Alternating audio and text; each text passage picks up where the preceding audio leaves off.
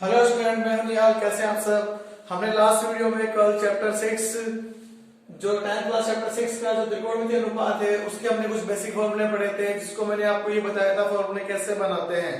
और आज हम इस वीडियो के अंदर जो चैप्टर 6 में जो काम आने वाली टेबल है, जो ट्रिग्नोमेट्री टेबल जिसको हम त्रिकोणमितीय टेबल कहते हैं, वो टेबल हम बनाना सीखेंगे। क्योंकि उस टेबल को आपको बनाना सीखना, ना कि आपको याद करना सीखना है। अगर आप वो टेबल सीख गए तो ये सोच लो आपका जो चैप्टर 6 है और जो चैप्टर 8 है वो दोनों कंप्लीट हो जाएंगे। क्योंकि चैप्टर 6 में हर एक विषय में वो टेबल काम आएगी और चैप्टर 8 में भी आपके उन्हीं के ही जो थीटा के फॉर्मूले हैं, डिग्री की वैल्यू है, वही काम आएगी। तो इसलिए ध्यान रहे, जो आज हम जो ये चैप्टर 6 की जो टेबल सीखेंगे एकदम इसको ध्यानपूर्वक सीखना। क्योंकि एग्जाम में हमें टेबल की वैल्यू नहीं मिलती, हमें टेबल बिना देखे बनानी पड़ती है और उसकी हेल्प से हम सारी वैल्यू को पुट अप करके सॉल्यूशन करना सीखते हैं। क्लियर? तो स्टार्ट करते हैं हम हमारी ये त्रिकोणमितीय टेबल। तो देखो, हमने कल जो नाम पढ़े थे 6 नाम, साइन, कॉस, टैन, फिर पढ़ा था कॉट एंड सेक, और लास्ट हमने पढ़ा था कोसेक। ठीक है, इसके अंदर भी हमने ये पढ़ा था भाई इनकी डिग्री की वैल्यू होती है। डिग्री की वैल्यू क्या? 0 डिग्री, 30 डिग्री, 45 डिग्री। आगे चलते हैं, पढ़ा था हमने इसमें 60 डिग्री और लास्ट वो हमारे पास 90 डिग्री। क्लियर? अब देखो, मैंने इनके साथ में थीटा की कोई नाम नहीं लिखा क्योंकि थीटा जो हमारे पास है ये डिग्री ही हमारे पास बनती है। क्लियर? इस डिग्री की वैल्यू को ही हमें लेना है और इसी को सॉल्यूशन करना है। और डिग्री को रेडियन में भी देते हैं, ध्यान रखना। रेडियन में भी आपको थोड़ा सा पता होना चाहिए, तो वो भी बता देता हूं। कभी जब हमारे पास कोई डिग्री जैसे 90 डिग्री है, अब 90 डिग्री को अगर मेरे को रेडियन में लेना है तो हम क्या करते हैं, पाई बटा 180 की गुणा करते हैं। इससे ये 2 बार में कट जाता है तो हम 90 डिग्री लिखते हैं पाई बटा 2।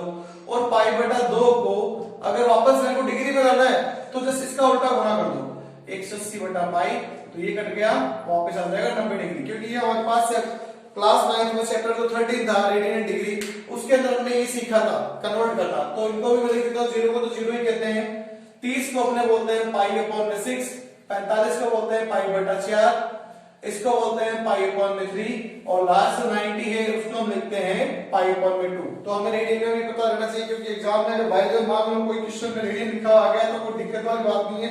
आप पहले रेडियन को डिग्री में ले आना, फिर डिग्री की वैल्यू पुट अप कर देना। क्लियर? अब स्टार्ट करते हैं वैल्यू। तो देखो, सबसे पहले मैं आपको एकदम टेबल बनाने का एकदम आसान तरीका सिखाऊंगा। आपको पता है पूर्ण संख्या अपने जिसको बोलते हैं भाई होल नंबर। होल नंबर हमने पढ़े थे, जिसकी स्टार्टिंग कहां से होती है? 0 से। तो भाई मेरे पास अभी कितनी वैल्यू है? 1 2 3 4 5। स्टार्टिंग के मेरे को कितने? 5 होल नंबर चाहिए, क्योंकि 5 वैल्यू ना, तो 5 होल नंबर। स्टार्टिंग होती है 0 से, फिर 1, फिर 2, फिर 3, फिर 4। क्लियर? अब इसके अंदर सबसे बड़ी वैल्यू कौन सी है? 4। तो सब में 4 का भाग लगा दो, ये लगाया 4 का भाग। अब जो कटता है उसको काट दो, जो नहीं कटता उसको छोड़ दो। 0 में जब किसी का भाग लगाते हैं तो आंसर आता है 0, और 0 जब किसी में भाग लगाएगा तो आंसर आता है नॉट डिफाइंड, जिसको अपने बोलते हैं एरर, जो कभी भी डिफाइंड नहीं होता। आप चाहो तो कैलकुलेटर में एक वैल्यू को ऐसे लिख के देखना 1/0, तो आपके पास यहाँ पे एरर लिखा हुआ आएगा, क्यों? कभी डिफाइंड नहीं होता, जिसको अपने नॉट डिफाइंड बोलते हैं। और इसका एक सिंबल भी होता है, हम उसको ऐसे भी दर्शाते हैं। क्लियर? तो इस सिंबल को भी हम यहाँ पे यूज करेंगे। ये नहीं कटता, छोड़ दो। ये कटता है, छोटा होता है, 1/2 लिख दो। ये नहीं कटता है, छोड़ दो। ये कटता है, 1 लिख दो। सबका ले लो रूट, तो जिसका जिसका रूट जाएगा उसका लिखना, जिसका रूट नहीं जाएगा उसको छोड़ देना। स्टार्टिंग वापस 0 से 4 तक। क्यों? कितनी वैल्यू? 1 2 3 4 और 5। तो स्टार्टिंग की वैल्यू जो 0 से स्टार्ट होती है 5 और लेनी, तो 1 2 3 4 5। ऐसा नहीं हो आपके दोस्तों सीक्वेंस, तो मेरे पास 5 का और वैल्यू टोटल 4 है, तो स्टार्टिंग 0 से है। और सबसे बड़ी वैल्यू का भाग सब में, जिसका जिसको जो कटता है उसको काट दिया, बाकी जो नहीं कटता उन सबका ले लिया रूट। क्लियर? अब 0 का रूट 0, 1 का रूट 1, 4 का 2, 1 का रूट 1, 2 का 2, रूट में 2 ही रहेगा। 3 का रूट नहीं जाता, रूट 3 रहेगा, 4 का जाता, 2 आ गया, 1 का 1। तो मेरे पास सबसे पहले ये वाली वैल्यू आ चुकी है। अब अगर भी मेरे पास ये वाली वैल्यू आ गई तो इसके बाद मेरे को किसी की जरूरत नहीं, इन सबको मैं इरेज कर दूंगा, बाकी मेरे को जरूरत अब इसी की है। क्लियर? तो साइन आ गया तो कोस लाना बहुत आसान है, वैसे tan आ जाएगा तो कोट ले आएंगे, सेक आ जाएगा तो कोसेक ले आएंगे। तो देखो साइन आ गया तो मैं क्या लेके आता हूं भाई? कॉस लेके आता हूं। इनका उल्टा लिख दो, जो वैल्यू ये थी ना, ये से चल रही थी, अब इसको ऐसे लेके आओ। तो पहले 1 आएगा, फिर √3/2 आएगा, फिर 1/√2 आएगा, फिर 1/2 आएगा, फिर लास्ट जीरो आ गया। क्लियर?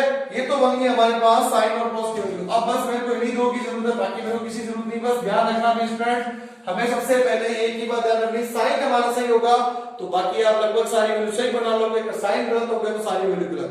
अब tan थीटा बनाने के लिए tan का हमने दो फॉर्मूला पढ़े थे, 1 में cot थीटा और एक फॉर्मूला हमने पढ़ा था और sin में cos। तो भाई 1 cot है, अगर उसको लगाओ तो cot की सारी वैल्यू चाहिए, वो तो ऑलरेडी नहीं है, तो भाई दूसरा फॉर्मूला काम आ सकता है नहीं, ये वाला sin और cos तो है, सबकी वैल्यू ले लो, आंसर आ जाएगा। तो sin में cos का, sin में cos का, sin में cos का, sin में cos का, sin में cos का भाग लगाओ, tan लाओ। क्लियर? स्टार्ट करते हैं। 0/1, 0 में किसी का भाग लगाओ 0, लिखते हैं जाओ साथ साथ वैल्यू।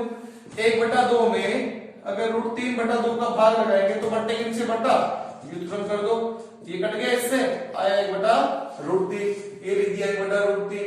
अब सेम वैल्यू में सेम वैल्यू को अगर भाग लगाते हैं तो देखो मेरे पास आंसर कितना आता है, 1 में 1 का भाग लगभग सर 1 ही आता है ना, तो इसको भी चेक कर देते हैं। 1/√2 में 1/√2 का भाग तो 1/√2 रह गया, √2 ऊपर आ गया, 1 यहाँ पे, ये से कट गया, ये से कट गया, आंसर आ गया 1, तो लिख दिया 1। √3/2 में अगर 1/2 का भाग लगा तो बट्टे के नीचे बट्टा और कर दो व्युत्क्रम। ये मेरे पास तो 1 का भाग इसमें लगाने से मतलब नहीं है, ये इसमें जाएगा √3 में, अगर 1 का भाग लगाओगे वापस आंसर मेरे पास √3 ही आएगा। ये आ गया √3। और अभी मैंने बोला था आपको कभी 0 जो होता है, जब किसी में भाग लगा तो आंसर कितना आता है, नॉट डिफाइंड, जिसको अपने बोलते हैं अनंत, या अपने पास जिसको अपरिभाषित हिंदी में बोलते हैं, जो परिभाषित कभी नहीं हो सकता। tan आ गया तो cot उल्टा लो, पहले ये फिर ये फिर ये फिर ये फिर ये, तो ले आते हैं पहले अनंत, फिर √3, फिर ये, फिर 1/√3, फिर 0। ध्यान रखना सीक्वेंस उल्टा चलाना, ऐसा नहीं पहले इसको ले लो फिर आप इसको ले लो, ये गलत हो जाएगा, ये बात भी ध्यान रखना। नेक्स्ट वैल्यू हमारे पास एक और बस की सेक आएगा तो कोसेक उल्टा हो जाएगा। सेक लाने के लिए हमने एक ही फॉर्मूला पढ़ा था कल, सेक थीटा का 1 में होता है cos थीटा। cos की सारी वैल्यू है, एक फॉर्मूले का लगाओ और आंसर लाओ। एक फॉर्मूले में 1 का भाग, आंसर आया मेरे पास 1, ये लिख दिया 1। भैया वापस इस 1 में √3/2 का भाग बट्टे के नीचे बट्टा व्युत्क्रम करते हैं तो आएगा 2/√3, ये लिख दिया मैंने 2/√3। नेक्स्ट वैल्यू मेरे पास ये 1 में 1/√2 का भाग, 1 रह गया, √2 ऊपर आ गया, 1 से कट गया, आंसर आया √2, ये लिख दिया √2।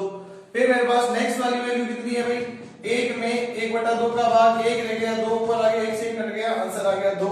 फिर 1 में लास्ट 1 में 0 का भाग, आंसर आया अनंत। क्लियर? ये हो गया भाई, सेक आ गया तो मेरे पास क्या कोसेक उल्टा हो जाएगा, पहले ये फिर ये फिर ये फिर ये फिर ये, तो लिखते हैं पहले अनंत, फिर 2, फिर √2, फिर 2/√3, फिर ये। Clear student? हमारे पास ये टेबल कंप्लीट हो चुकी है। आप एक बार इस टेबल को जरूर वापस रिवीजन करके जरूर देखना और बिना देखे बनाने की कोशिश करना, क्योंकि अगर आपको टेबल बनानी आ गई तो ये सोच लो आपके कम से कम 5 नंबर पक्के हो जाएंगे, क्योंकि टोटल 11 नंबर का एक चैप्टर होता है, 6, 7 और 8 मिला के। 6 नंबर तो 7वें चैप्टर में से मिलेगा, लेकिन जो 5 नंबर होते हैं वो 6ठे और 8वें चैप्टर में से मिलते हैं। तो इसलिए एक बात ध्यान रखना, आपको ये टेबल एकदम अच्छे से बनानी आनी चाहिए। एक बार भी अगर समझ नहीं आती तो इस वीडियो को दोबारा रिवाइंड करके देखना, तो आपको अच्छे से समझ में आ जाएगी। मैंने आपको एकदम इजीली स्टेप बताए जिसमें आपको कोई दिक्कत नहीं आएगी। क्लियर? अगर आपको मेरा वीडियो अच्छा लगा हो तो आप लाइक कीजिए, कमेंट कीजिए, शेयर कीजिए और सब्सक्राइब जरूर कीजिए। ओके।